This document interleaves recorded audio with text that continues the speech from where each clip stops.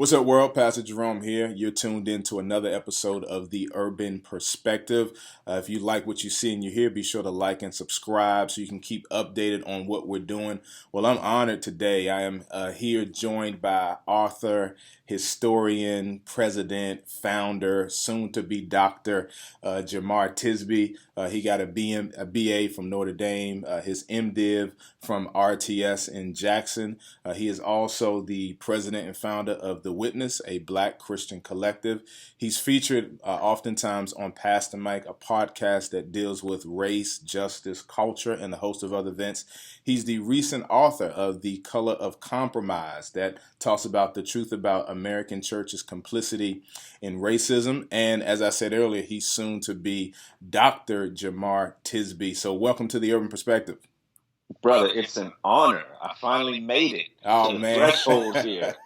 This is amazing. Oh, man. Look, man, I keep seeing all those 5-star ratings on Amazon, man. Just what the Lord is doing with the book is definitely great. Proud and happy for you. Just excited to see everything going on with the book, with The Witness, man. And so I've been wanting to get you on for a minute, so I'm just grateful that it finally worked out. Amen, man. Praise God. I'm glad we have this occasion. I'm a big admirer of your work and eager for this discussion. Well, thank you so much, man. Can you tell us, before we dive deep in, can you tell us a little bit more just about your vision, even the name change in terms of what The Witness is? And some will hear, Black Christian Collective and think exclusion. So can you just kind of talk about the process of that name change and then the hope and efforts of The Witness? Yeah, so the organization is actually, coming up on 10 years. We started in fall 2011. Wow. And it was at that point called the Reformed African American Network. And it was really a way to form a digital community of like-minded Christians, in particular African Americans who sort of leaned in this Reformed theological way. I would say, having done this kind of racial justice work in public for, the last 6-7 years, there's been a big shift in the conversation. So when we first started this thing in 2011, the conversation focused around racial reconciliation. It was about getting people together across racial and ethnic lines, and that was pretty much the end goal, or at least, that was the majority of the conversation. Yeah. Around about 2014, you remember in August of that year is when Mike Brown was killed in Ferguson. Mm-hmm. Black Lives Matter, which had already been a hashtag, but it now became popularized in response to the Ferguson shooting of Mike Brown. And then there was this slew of cell phone videos showing unarmed Black people getting killed by police officers. Along the way, you've got the Emmanuel 9. Later on, you've got the Charlottesville Unite the Right rally. In the midst of it, you've got this protracted 2016 presidential election. And so all of that shifted, in my view, the conversation from racial reconciliation to racial justice. We started talking about systemic and institutional factors. We started talking about how it's not just good enough to get together in the same pews, in the same churches, but we actually have to work for broader systemic change. We have to work for justice. So all of that wraps into the name change. We had both push and pull factors.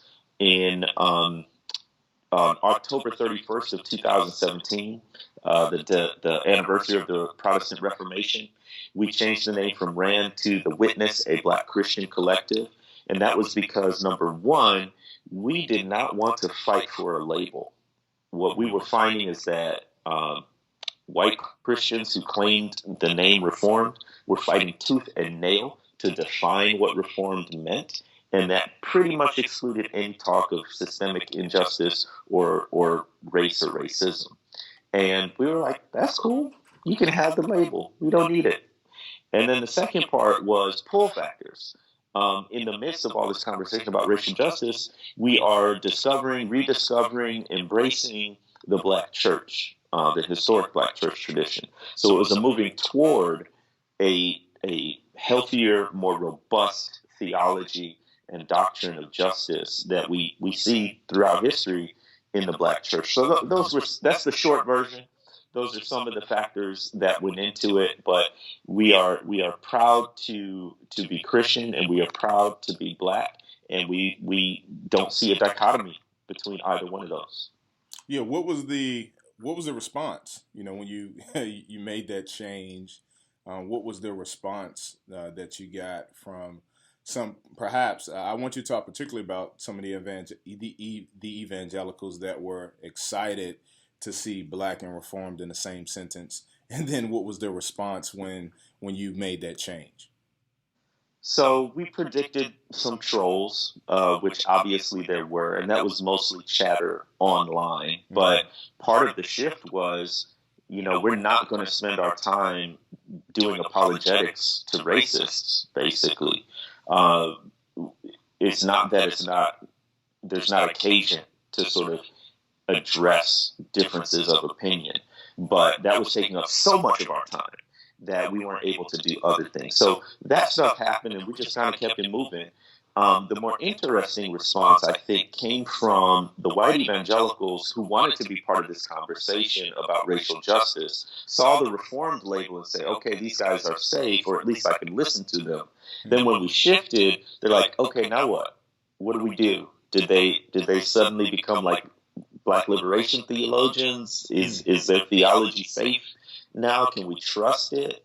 And so what was interesting is without us ever saying anything explicitly, a lot of people just stopped talking to us. And it wasn't mean or out of malice. They're just kind of, in my view, probably keeping their distance to sort of see what we're about. I think now people know, and you've either decided you want to associate with the witness or not.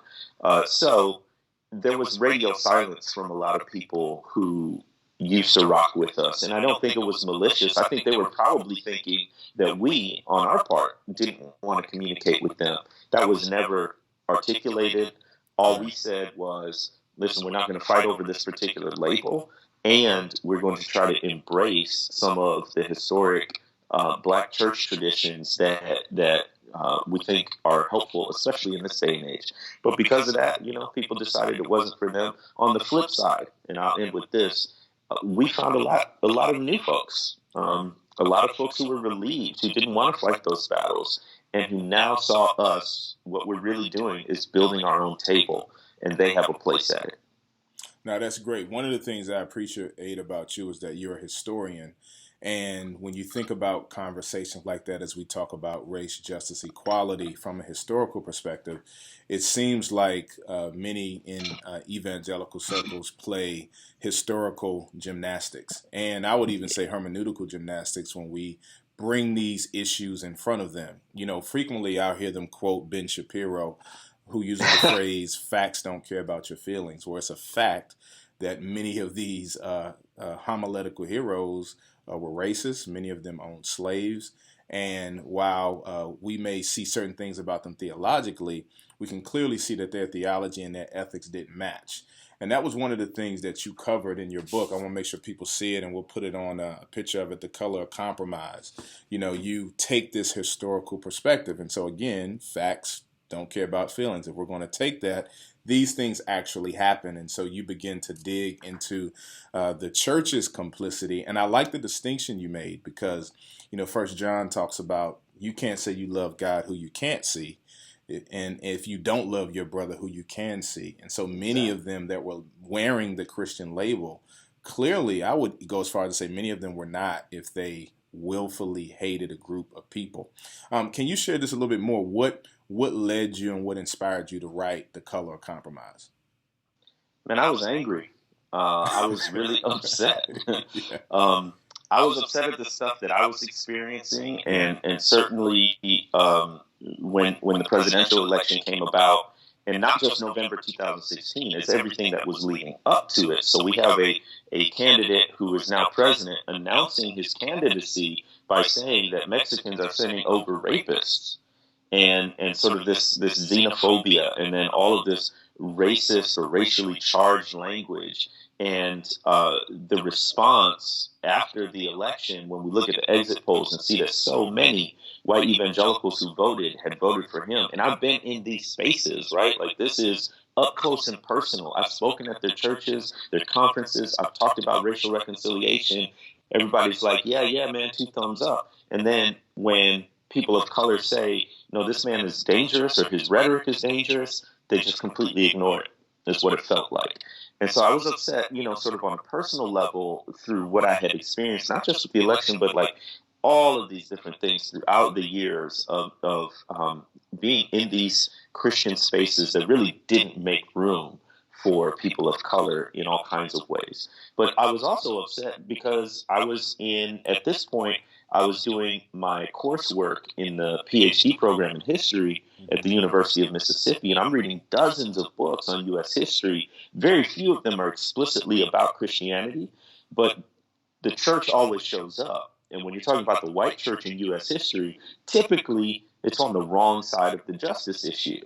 And I was reading, story after story after story of occasions when Christians could have courageously confronted the racist status quo, and instead they chose to compromise. Mm-hmm. So I said, a lot of people don't have the luxury or the opportunity to read all of these different books.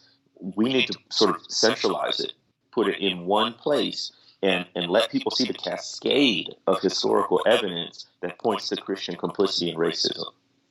Wow. And that's great. And one of the things you do is you call out, specifically the hypocrisy of George Whitefield, Jonathan Edwards, many others. And one of the things that that was striking to me is reading up on Whitefield and him going as far as to get on a boat to come to the United States to fight in favor of slavery.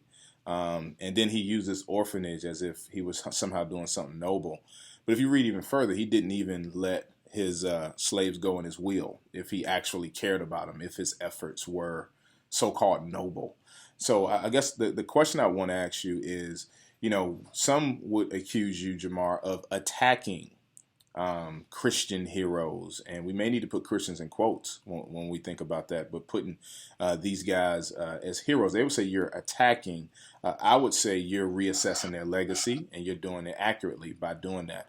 But I guess here's the question: how do we wrestle with someone that we may agree with theologically, but clearly they was on the wrong side of human dignity? Where's the balance in that? Because if we go, the argument is, well, then none of our human heroes are flawless, right? So how do you respond to that? It's a great question. What do we do with racist theologians and Christians who have been held up as exemplars in so many ways? I don't use them. I don't quote them. I don't point to them, except to highlight how these men, in most cases they're men, have been propped up. And in so doing, their racism has been hidden or obscured.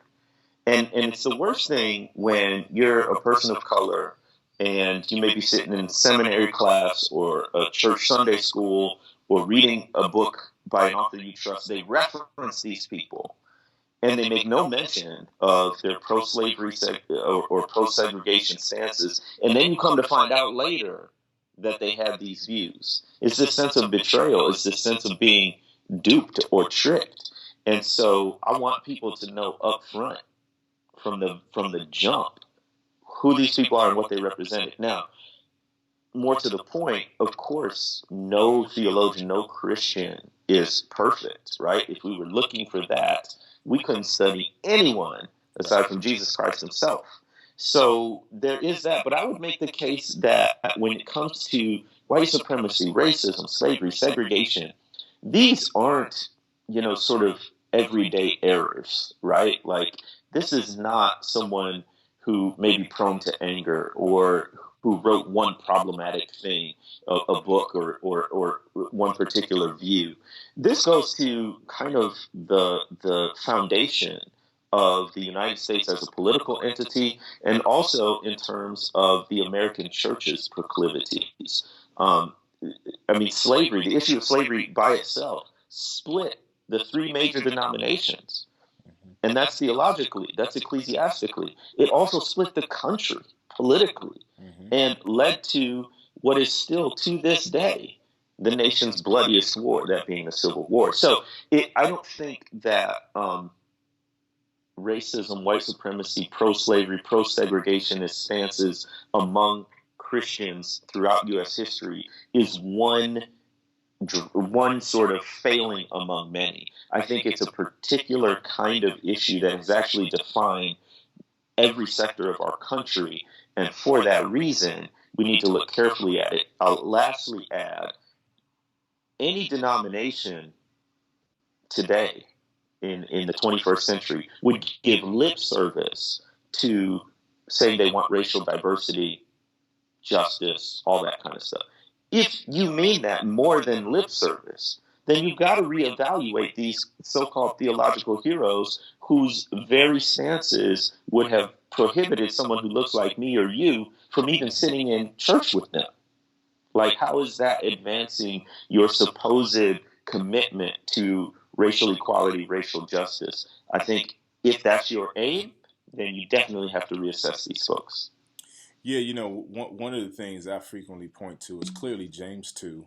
James 2 Yeah. talks about, not showing favoritism or partiality, right? And racism would certainly fall under the sin of partiality based on how James breaks it down. When you talk about just those proclivities, I in reading and going through James, Matthew Henry in his commentary, he writes that James clearly couldn't be talking about pew purchasing, which was something that took place in his tradition. So he in the commentary, he's opposing the scripture for his culture. And I think just a lot of, so he's basically saying James couldn't be talking about pew purchasing. Why? Because that's what they did within his ecclesiastical tradition is they allow pew purchasing, and the more you could afford, the closer you can get up front. But he is. I mean, he literally says, "Don't tell the poor person to sit here." Like it's right there in the verse, right? Mm-hmm. So we see these hermeneutical gymnastics. I guess I would ask just what are some of the gymnastics you've seen as you've addressed that? Because you say, "Hey, you don't use them." I mean, obviously people would disagree with that, but I guess how would you approach that? Clearly, we have scripture, but how would you respond to that when it is an aspect of history, even Mm-hmm. like Martin Luther, who would be considered a great theologian, but he was anti-Semitic. So how do you approach those who continue to use some of these people, and is there a way to use them and still highlight their atrocities? So I think at a fundamental level, there are a lot of people who do really good theology. Mm-hmm. So why is it that we have to constantly go back to the Edwards or the Whitfields or whomever might be, and who held these sort of staunchly racist views in a tradition I'm familiar with, Southern Presbyterianism, R.L. Dabney, Thornwell, Mm-hmm. all of these folks? Are they the only ones who did good theology? Are they the only ones who talked about Christology or the Trinity or systematic theology? Of course not. So when I say I don't use them, I mean I look for people who did good theology but don't have the same racist baggage that they do. And I think that is a bare minimum of what we ought to be doing if we say we're about racial justice, if we say we're about racial reconciliation. Now, I do use these people, but I use them in a different way. I use them as non-examples. I use them as cases where someone could take such care with his theology, such precision to try to get theology right and still get it so dreadfully wrong. And it serves then as a refutation of this idea that right theology automatically leads to right living, or right believing leads to right living. It doesn't. And I do think that someone's lived example or lived theology can actually undermine their academic theology too. So what do you do with them? I mean, you can teach them in class. That's fine. I would. The first question I'd ask is, who else have you looked at? That would be one. Secondly, when you do use them in class, how do you frame the context? And if you completely ignore the fact that these were, pro-slavery, pro-segregationist people, that's a problem. I think it's even a problem if you just sort of mention it in passing, as has been my experience. It's not that, teachers or professors or church leaders didn't mention it at all. It was just sort of like, yeah, this was a problem, but their theology was so good that we can ignore it. I'm like, was it though? Was it? Right. And if it is a problem, then treat it that way. So you need to set aside, entire class sessions to go through this and then get to Right. the parts that you think are helpful about their theology. So, and the whole thing is, it's been so imbalanced against black people in Right. so many ways, publicly, economically, criminal justice system, educationally, and in our theological education, that you almost have to overcorrect Wow. and make sure you highlight so many other people, and I think there are plenty out there. Yeah, I'm hoping that we'll continue to see more allies. J. Daniel Hayes, he did an interesting article called "Racism in the Academy," and Wow. he talks about that. He just talks about how scholars, how they labeled the Cushites as slaves, even though Scripture didn't necessarily say they were all slaves. It talked about them being intelligent. It talked about them being archers, but he just talks about that theological and cultural bent. But they're writing stuff as scholarly, not seeing the xenophobia in them as they're writing. And then Yes, it's just sir. widely accepted in seminary and academic circles. And so, it is important that we call this out, that we present a meta narrative of history that includes Exactly. that includes, the baggage, the racial baggage that many of these guys have. And so they should be no wonder why we don't necessarily consider them heroes, especially when they didn't consider us people. Right. I mean, Yes. that's It's just kind of, preach on, preacher. that's common Yes. sense to me, but clearly is not to everyone, and so I think it's definitely a conversation we need to continue to have. As I was talking about your intro, man, you're frequently a co-host on Pastor Mike, and recently, man, you guys killed it with one called "The Myth of Black Fatherlessness," right? Mm. And I really enjoyed. I listened to that. I really enjoyed how you guys engaged, and I love the way, even in the Color Compromise, you're able to weave history and culture, past and present. And one of the things you guys talked about on that was just how basically stats. And you didn't say it this way, so I'm paraphrasing. After listening, one of the things I got is basically stats are used to denote character of an entire group of people, right? And the stats don't even take into account that the majority of black fathers, if they're fathers, are involved, right? I mean, it just basically highlights. Um, but when we think about other stats, right, like serial killers, rapists, domestic terrorists are statistically white men, but they're still not painted with that same broad stroke, right? So should I be afraid to let my daughter around all of you if we're going to allow stats to denote character? Mm. Talk to us about why do you think that is, and then what are some things we can do to address that clear disparity when it comes to how black men and women are treated and how stats are used to paint us with a broad stroke? So a lot of these group dynamics are addressed really helpfully by sociologists, and I would certainly encourage folks to go out and read "Divided by Faith" by Michael Emerson and Christian Smith, "Disunity in Christ" by Christina Cleveland, "The Elusive Dream" by Corey L. Edwards. All of these are sociologists or social psychologists. One more book I would recommend is "Why Are All the Black Kids Sitting Together in the Cafeteria" by Beverly Daniel Tatum. They're able to talk about these group dynamics. And one aspect of group dynamics is that when you are in a minority, either numerically or culturally, you tend to get lumped in and treated as a group. And so if I am in school as a black man and I fail a test, then it becomes easy for people to say, see, black people don't do well in school, as opposed to a white person who fails a test and that Joe didn't study. It's not all white people are bad at school, right? And that's one of the burdens of being a minority, is that you are treated in the collective, and therefore when stats come out that have a label attached to them, like black or low income or something like that, you are treated as that label instead of as an individual. So those are some of the dynamics that people in the majority aren't always aware of. It's the whole dynamic of when you're in class, you're you know, or a church setting or whatever, and you're the only person of color there, and some topic comes up, everybody looks at you, and you're expected to speak for the entire race or for your entire ethnicity.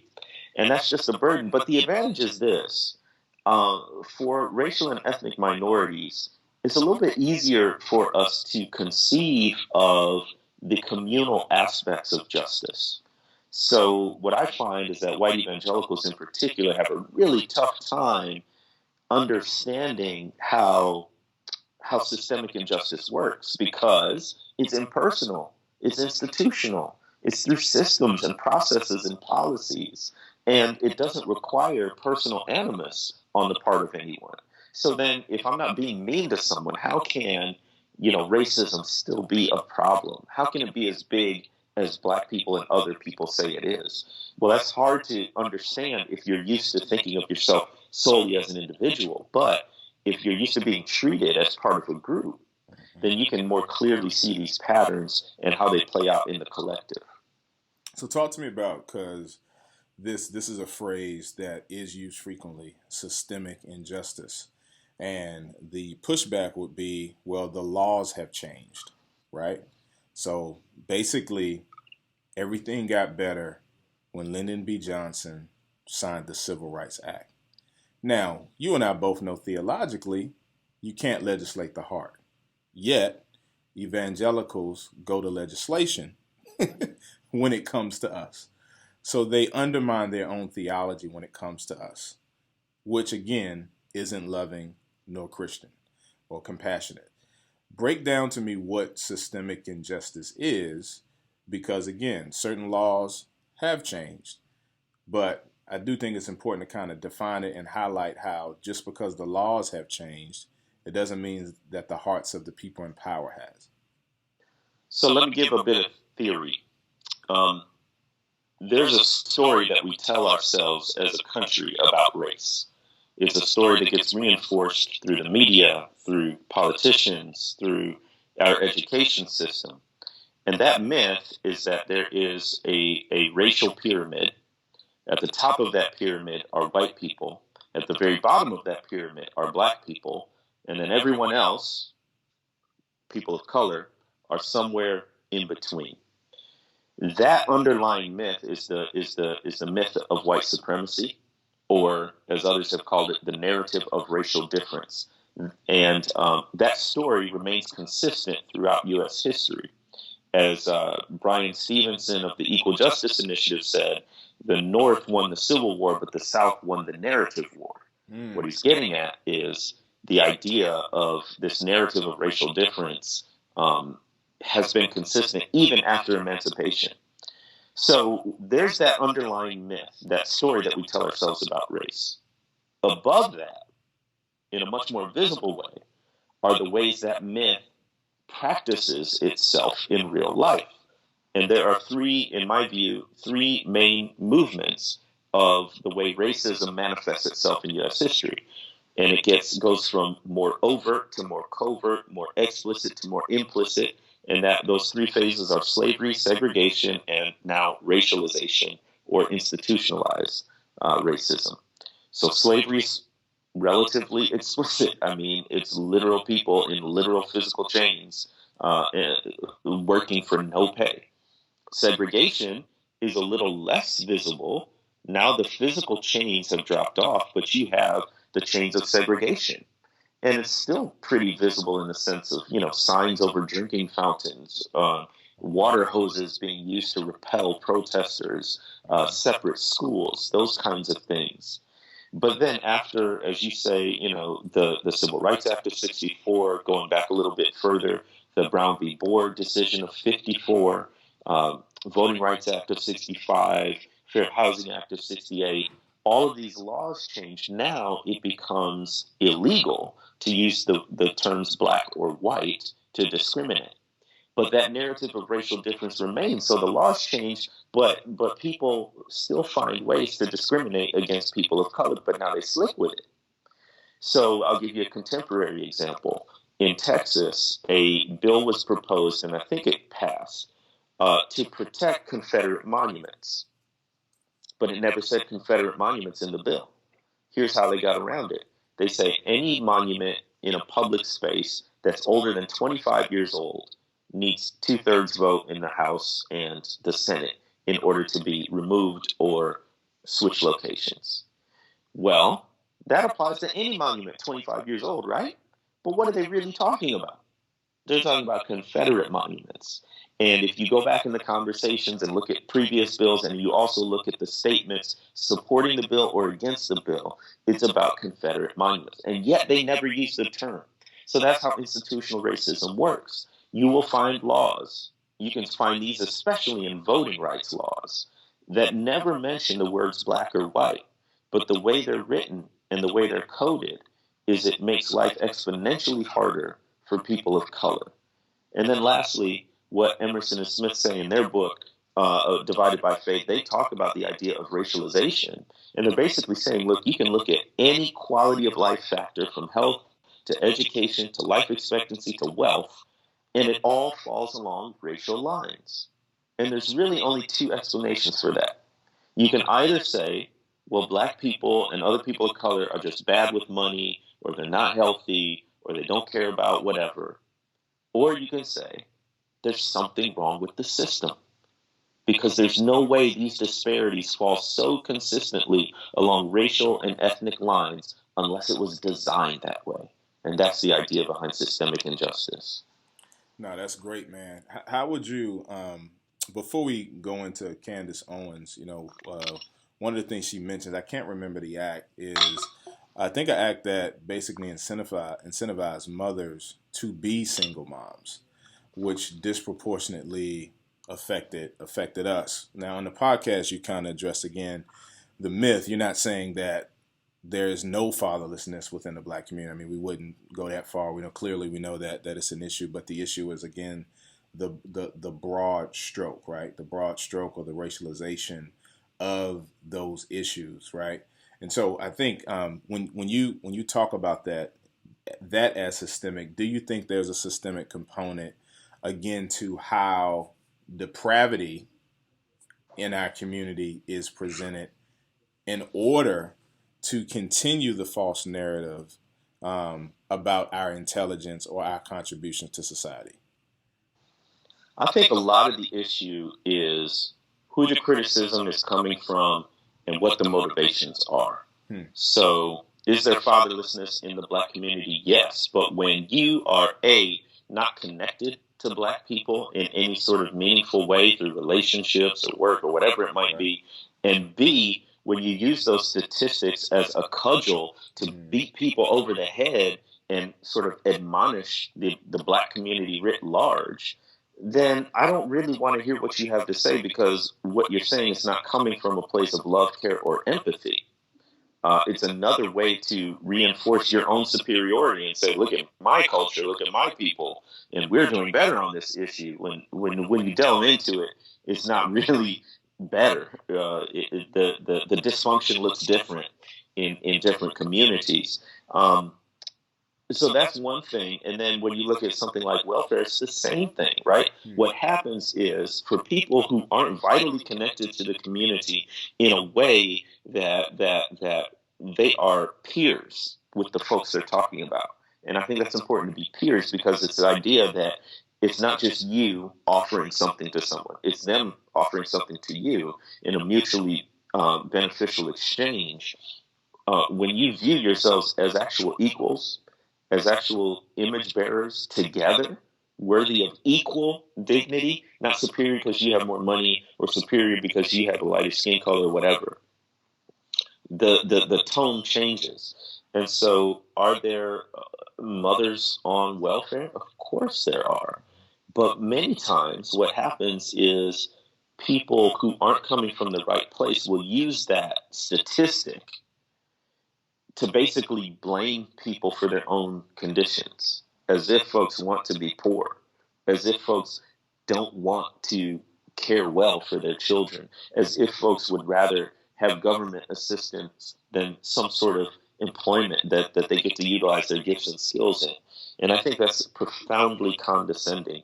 So, I mean, my ultimate thing is,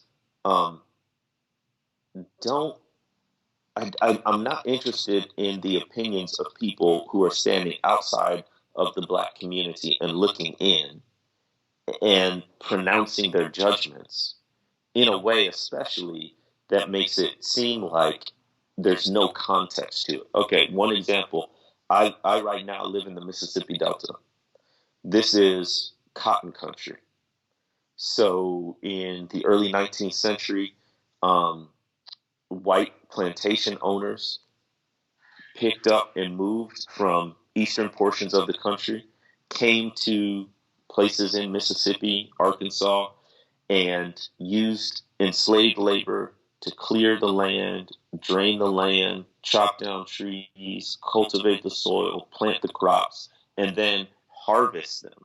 And this became the prime cotton producing area in the entire United States, to the point where enslaved black people far outnumbered white people.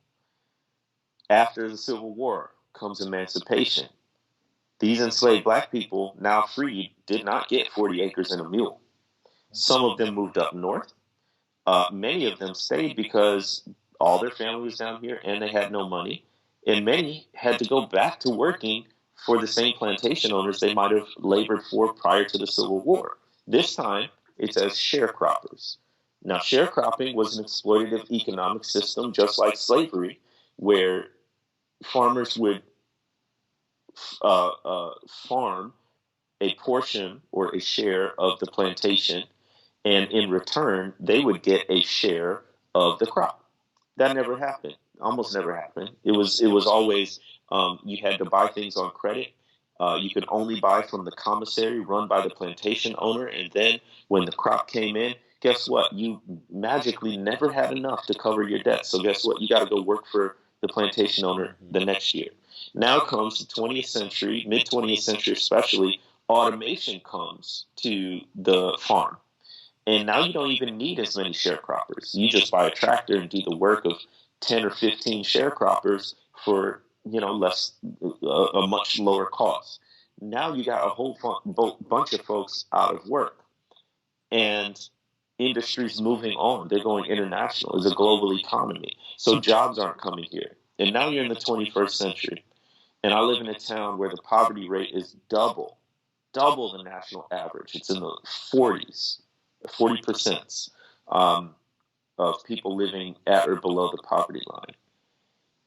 Does none of that historical context matter?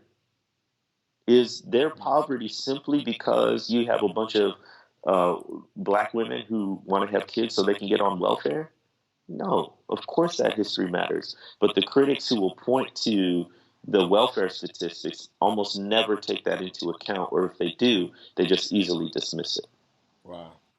Wow, man. Thank you. Like I said, historian, man. I appreciate that that history lesson.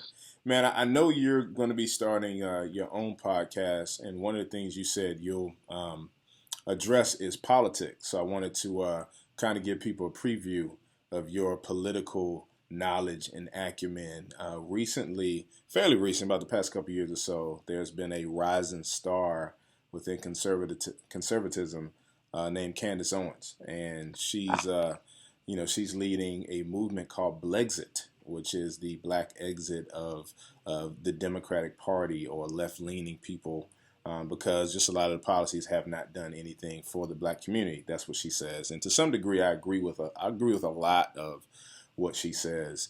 But when I think about both, just right and left, right, I think the right tends to talk about obviously the sanctity of life, which as a believer I would agree with, but they don't seem to care policy-wise about life beyond the womb, right? So they're pro-birth, not necessarily pro-life.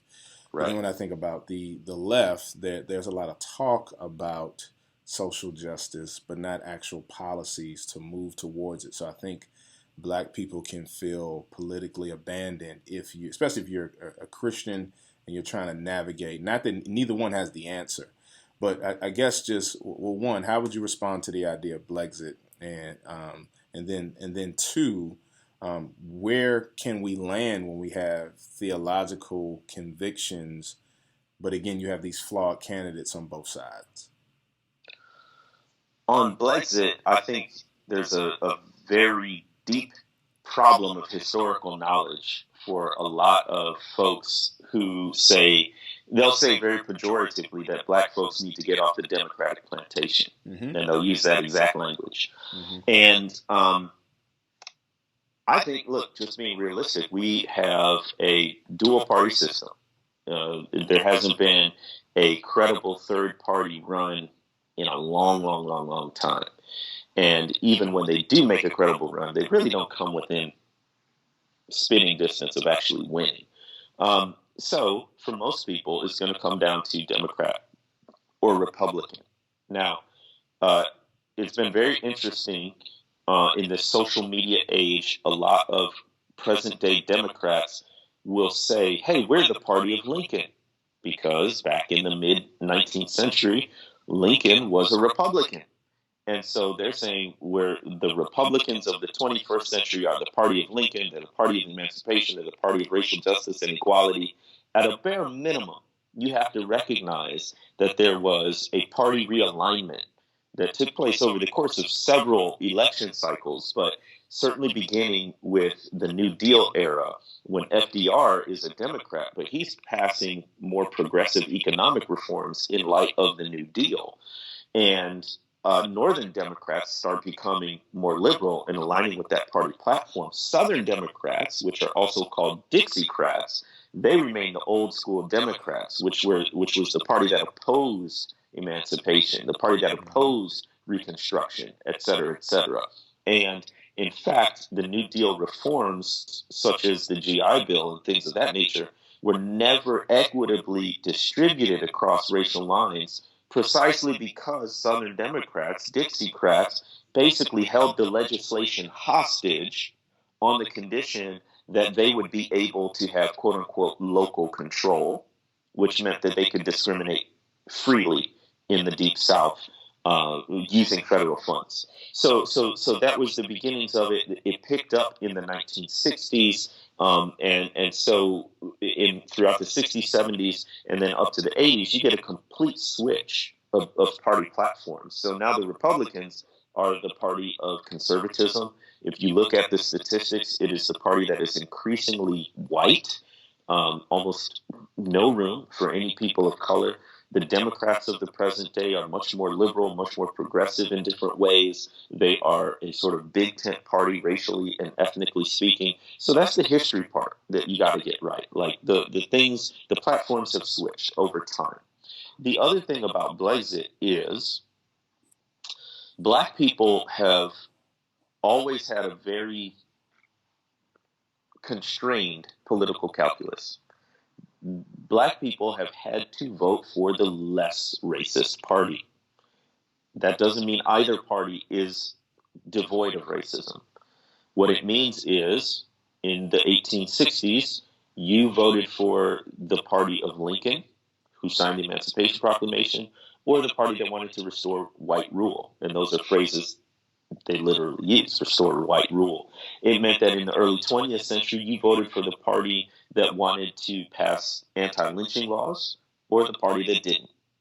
It meant that in the 1930s and 40s, you voted for the party that was passing economic reforms that could affect you positively, create jobs and wealth for the poor, or the party that basically was on the side of corporations, which then meant that the poor, disproportionately Black and brown people, didn't see the benefits. Obviously, during the Civil Rights Movement, you vote for the party that is for the Civil Rights Act or the party that opposes it. And even in the 21st century, there's a very binary choice for most Black voters between the party of Trump and the Democrats.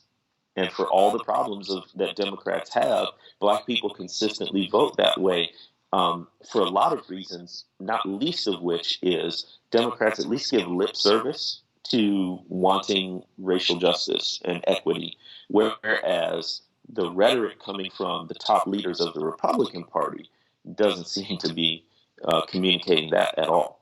So in terms of Blexit, I don't think it's going to be that successful because that basic calculus hasn't changed. Wow. But what would you say again You mentioned the lip service. That's something frequently Miss Owens calls out. I've noticed for years as I begin to read more and more on it. So where do we go, Jemar? Well, Where do we go? You got one that'll yeah. talk about it but won't actually do anything, and Hmm. that's been going on for decades. I mean, literally. Hmm. Um, and when we think about Clinton and Reagan and some of their policies and what that did to our communities, but and then the other, Trump's trying to take credit for the 3,000 men released, which to some degree, I mean, to some degree you got to give him credit. To some degree you have to, but generally speaking, just not much being done. Yeah. Um, I don't think this is a case of Republicans and Democrats are equally but opposite wrong.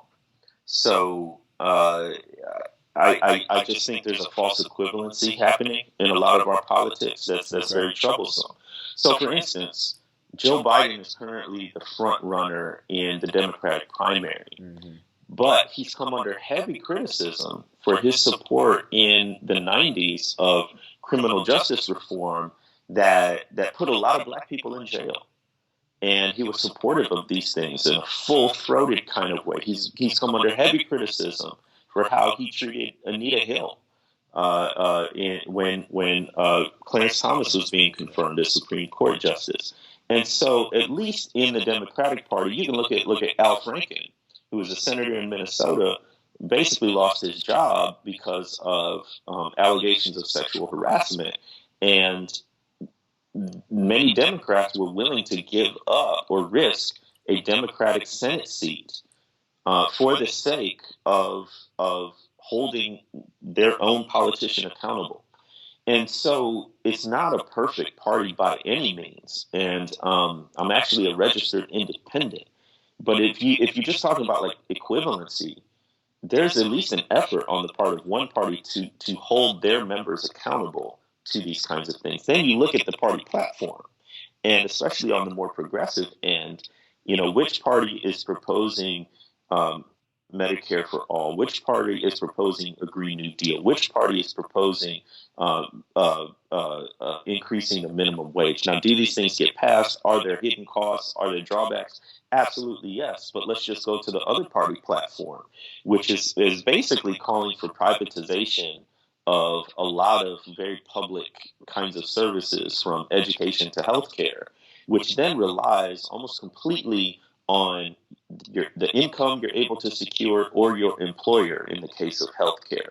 And so that becomes very difficult for the middle class and the poor to survive on it. So I'm just looking at a party platform basis and saying that as citizens, we need to do our homework and dig into it. That's just at the federal level. We haven't even talked about the state or the local level. So the things I would say is avoid false equivalency. What we're dealing with right now, especially at the federal level, is not the same thing. It's just not. And we can go into it if you want, but it's not.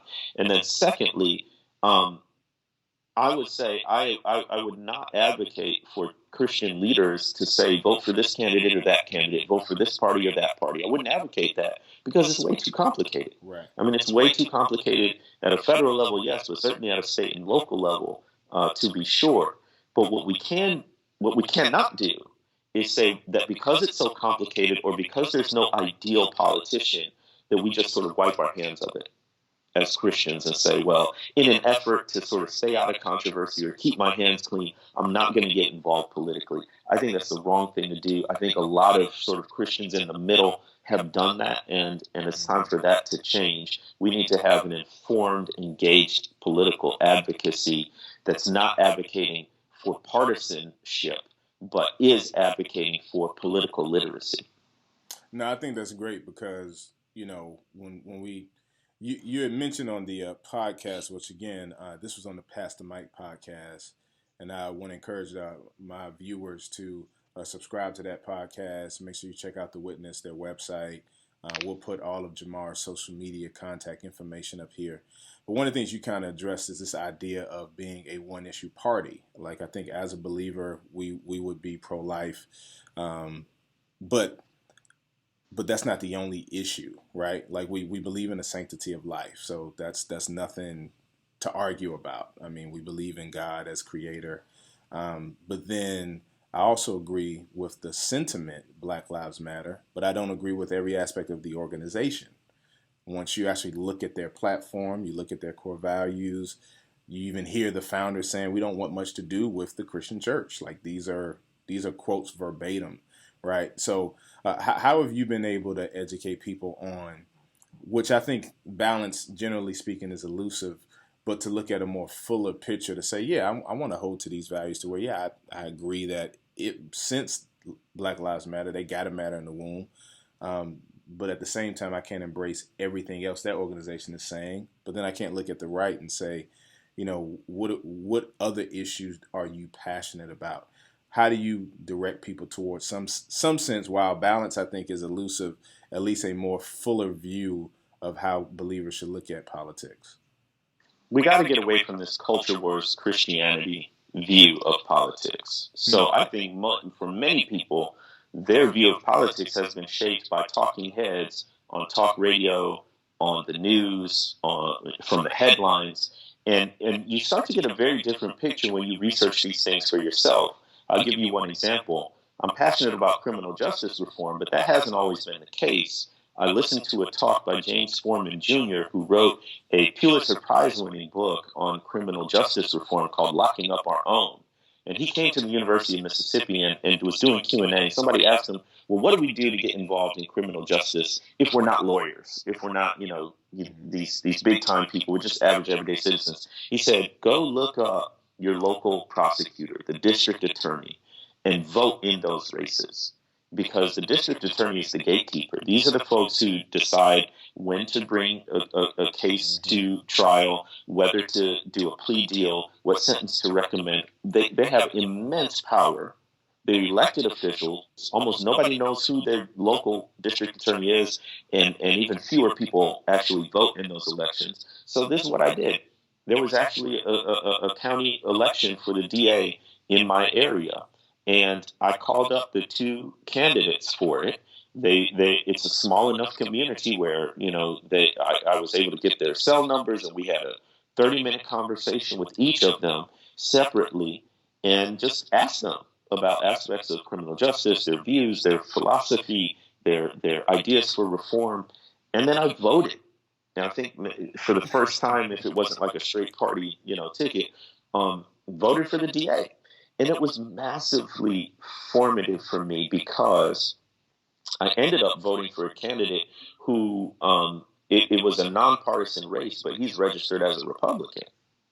And so he's more on the conservative end. But in my view, he actually had a better grasp on the legal system than, again, it's a nonpartisan race, but the candidate who would have leaned Democrat. So though you don't get that unless you actually do the work for yourself. So what I say to people is start local. A lot of these are folks they might go to your church. They might be in some affiliation. Their kids might go to the same school as your kids. But these are real human people, not just politicians. Get to know them. The other thing I would say is Christians need to be engaged. So I deliberately attempted to put myself in spaces where I, as a Christian, can have a voice where it wouldn't be expected, And so I think what's part of the problem is that Christians have gotten into their holy huddles, not just ecclesiastically, but politically as well, to where we're only talking to each other. And unless we can go out where non-Christians are, especially in politics, we're actually not going to have a seat at the table to have our views heard and our perspectives considered as policies are being made. So we're actually disempowering ourselves by not being part of these broader conversations with people we may disagree with. No, that's great, man. Jemar, this has been excellent, man. I appreciate just your commitment to continue to push the envelope, have these conversations, go beyond conversation into action. I really appreciate the book. Again, I want to show you guys this again, The Color of Compromise. Make sure you cop that. Make sure you go and subscribe to his podcast. What's going to be the name of your podcast that you have coming out? So it's just launched. We're on episode number 2, and it is called Footnotes, where I am talking news and views about politics and current events from a Black Christian perspective. So you can subscribe, rate, and review. Now that's Footnotes. Great. Yeah, so definitely check that out. Go to thewitnessbcc.com, thewitnessbcc.com. Right. Well, again, thank you so much, Jemar. Guys, you've been tuned in to The Urban Perspective. Be sure to like, subscribe, and share. I love you. God bless you. Peace.